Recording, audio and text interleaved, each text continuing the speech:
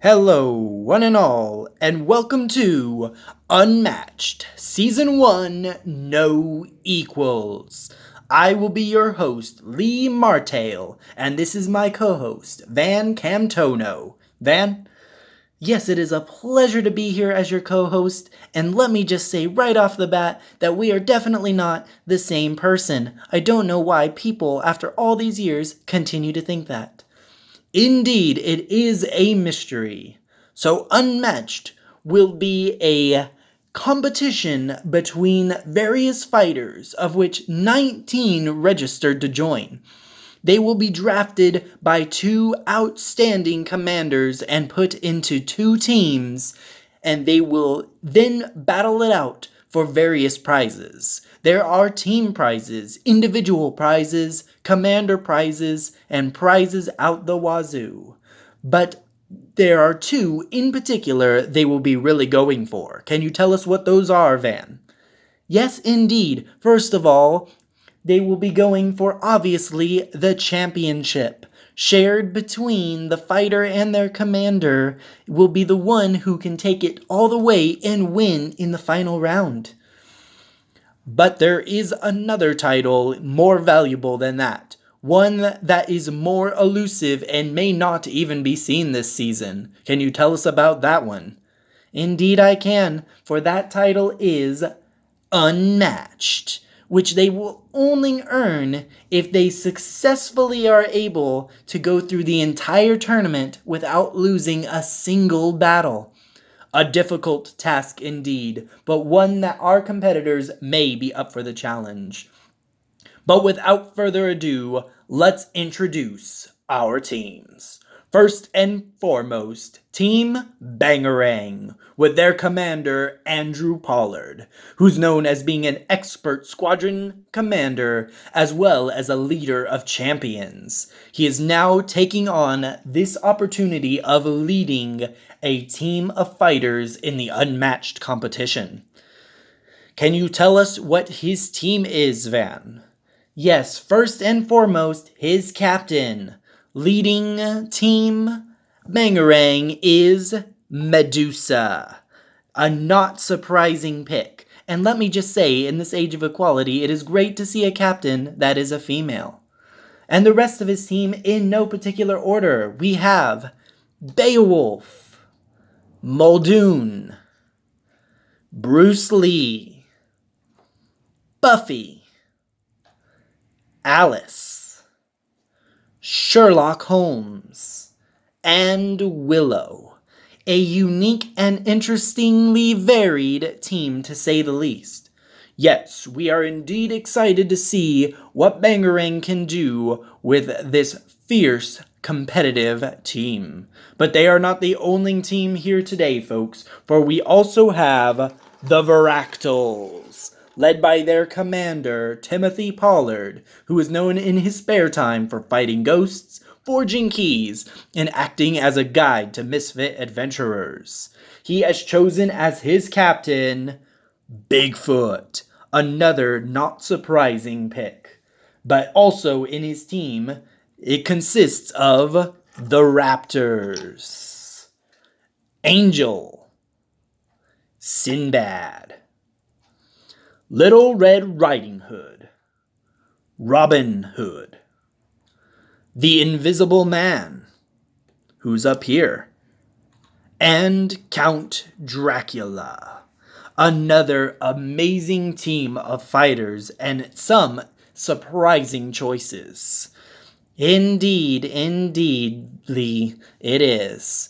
However, those with a keen ear and rudimentary math skills may have noticed that at the beginning we said there were 19 registered fighters, and indeed only 16 have made it into the tournament, leaving 3 unchosen.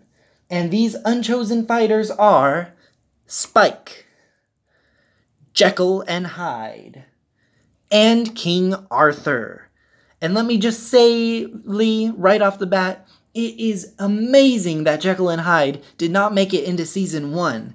His Forever Hyde tactic is considered one of the most powerful tactics in all of the game.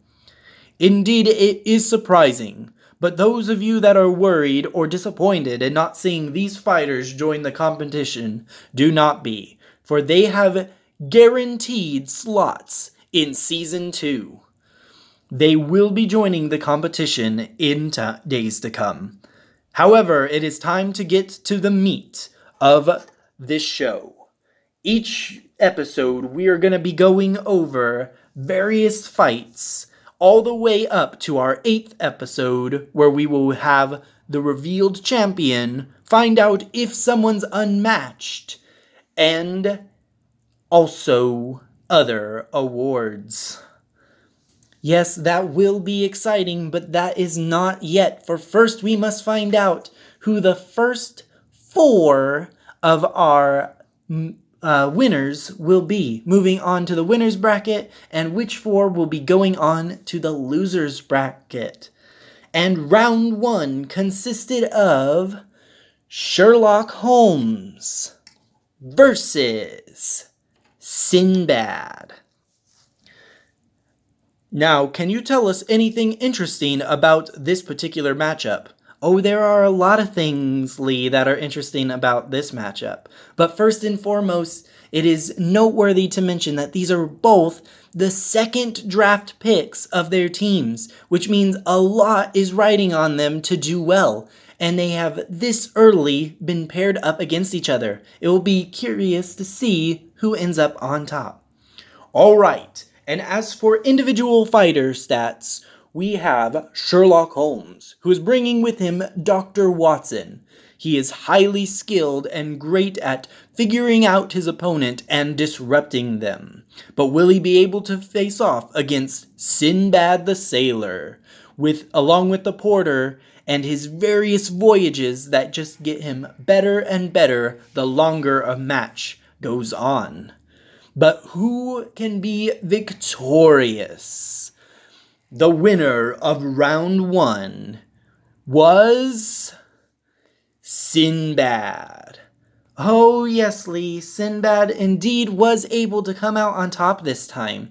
And it was a close and exciting match. He very nearly became exhausted, which could have been the end for him, but indeed was able to pull out victory with 3 points. Indeed. Now, points aren't necessary for the scoring, except to show just how much they were able to win by. They don't factor into the tournament except for maybe some of the prizes that they will be awarded at the end. But tell us, is there anything else about this match you can mention? Well, sure, I will do my best there, Lee. Watson was taken out super early by the porter in a devastating 1-round KO. He was unfortunately caught without any defenses, and that alone may have been what caused Sherlock to go downhill from there. If he had been able to keep Watson around, I don't know that Sinbad would have been able to keep up with him. However, Sinbad will be moving on to the first in the winner's bracket, and Sherlock Holmes, a surprising loss, should be able to fight his way through the loser's bracket. But only time will really tell. And with that being said, it is time to move on to our round 2 competitors. And this was Bigfoot versus Willow. Oh yes, an exciting matchup, but maybe a foregone conclusion. Because Bigfoot was one of the captains, as we mentioned earlier, meaning he is expected to take this competition extremely far. Indeed, Willow herself in a pre-match interview mentioned how she was better at team events instead of single fighter bouts. A surprising choice, to say the least, for Bangarang, but is now testing her wits against Bigfoot. Anything else to add? Well, sure, I'll go over quick stats. Bigfoot is bringing with him today the jackalope, and as we said, is expected to do extremely well. Many leagues outside of this tournament have considered him one of, if not the top competitor of all the fighters.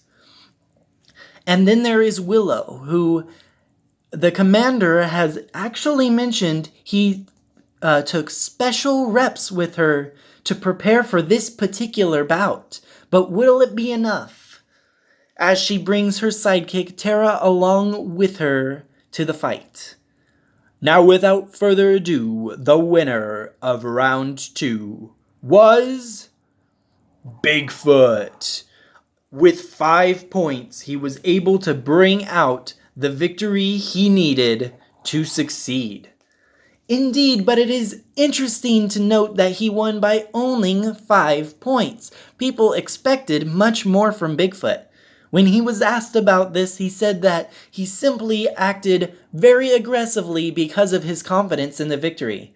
But such a low score may mean bad things going forward for this incredibly good fighter. Will it be enough for him to eventually face off against Medusa, which, if they both do as expected, will be facing off in round 3? Indeed, it will be interesting to see just how well he can do and if he can play smarter in the future to score higher.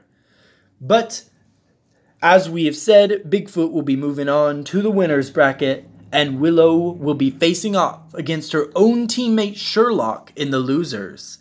Yes, as we already see, there are going to be people facing off against their own team members. We'll be going more into how that works as those competitions arise. But first, let's move on to round 3, because we have Buffy versus the Invisible Man.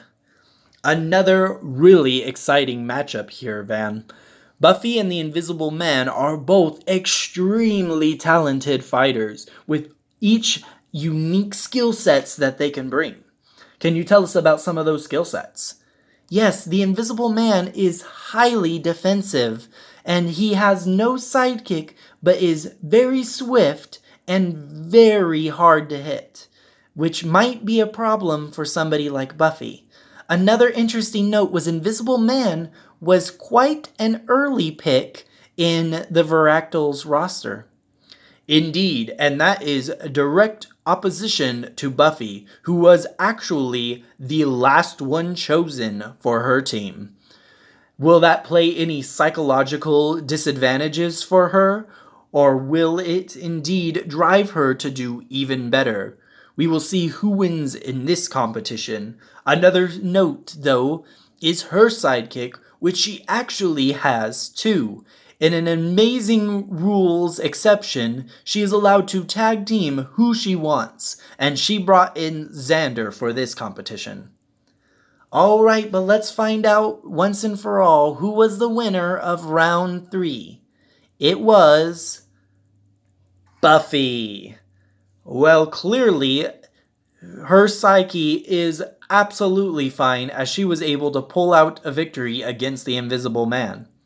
Indeed, but it was an incredibly close match. A lot of back and forth, with Buffy winning by only 3 points. Really, I think we can bring this whole thing down to an incredibly strategic call by her commander at the very end of the game. For the Invisible Man was set up to take the victory, but due to the amazing commanding of Andrew Pollard, Buffy ended up indeed in the winner's bracket. An Invisible Man will be going on to fight his way through the losers. But we still have one more round for today, don't we? Indeed, our round 4, which was from Team Varactals, Angel, facing off against Bangarang's own captain, Medusa. Ooh, indeed, this is a tough matchup for Angel right out of the gate, as he is up against not only the number 1 pick for Bangarang, but the number 1 draft pick, period, Medusa. Yes, it will be quite a feat if he is able to knock her off the pedestal in round 1. But what can you tell us about these fighters, Van? Well, first of all, Medusa has her 3 harpies with her, which she expects to use to keep herself safe and bring the pain to Angel. And Angel is bringing along with him Faith. But will he be able to somehow crawl his way up to a victory in this intense bout? The winner of round 4 ended up being Medusa. Ooh, this is really not a surprise.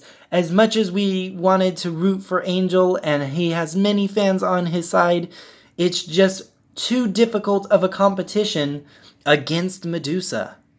Indeed, Angel was playing defensively the entire bout, and that is not the way Angel wishes to play his round. But unfortunately, he not only lost, but he lost by a whopping 13 points, showing just what kind of a threat Medusa is going to be. Will she have what it takes to be unmatched, though? We will have to see as she continues in the winner's bracket. An Invisible Man will be facing off against the new competitor of Angel in the losers. Now, before we wrap up today's episode, is there any final thoughts that you would like to give, Van? Oh, certainly. First and foremost, it is not surprising that we saw both captains take victories in their respected games today. They will probably be the ones going incredibly far in this competition, and many early analysts are already facing them against each other in the finals. That would be an incredibly interesting bout, which would mean that they faced each other twice throughout the competition. But what else have we to say about these matchups? Well, first of all, as far as the teams go and their commanders, they are tied 2 for 2 in these first 4 rounds. And we are going to be seeing on both fronts in the losers and winners brackets, the teams going against each other. Now remember, these might be teammates, but they are first and foremost fighters competing against each other. But we will be going more into just how that might affect them in some of the days to come. Next time on Unmatched Season 1, Episode 2, we will be seeing the final 4 matches within Round 1. But until then, everybody, goodbye.